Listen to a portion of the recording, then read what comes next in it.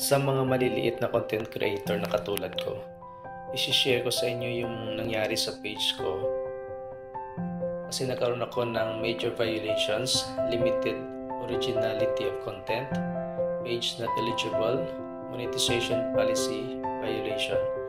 Actually, nung December guys, nag-upload ako ng hindi original na videos, actually hindi sa akin. Tapos, yung video na yun, marami palang violations pero nagka-viral yun guys. Kaya nagkaroon ako ng major violations. Ito ang dami. Parang nawalan ako ng pag-asa. Hinayaan ko na lang. Siguro take 3 months. Dinelete ko lahat ng mga videos na yun pati sa akin. Yung nilinis ko lahat ng mga videos, post, pati reels. Dinelete ko lahat guys.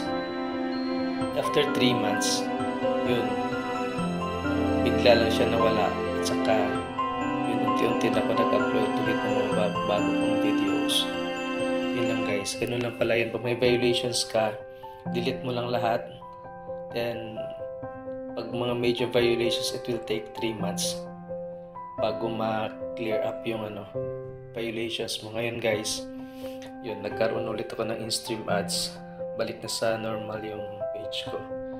Yun lang isa na makatulong sa inyo. Pag may mga violations kayo, huwag kayo mawala ng pag-asa. Delete nyo lang guys. Ngayon okay na yung page ko.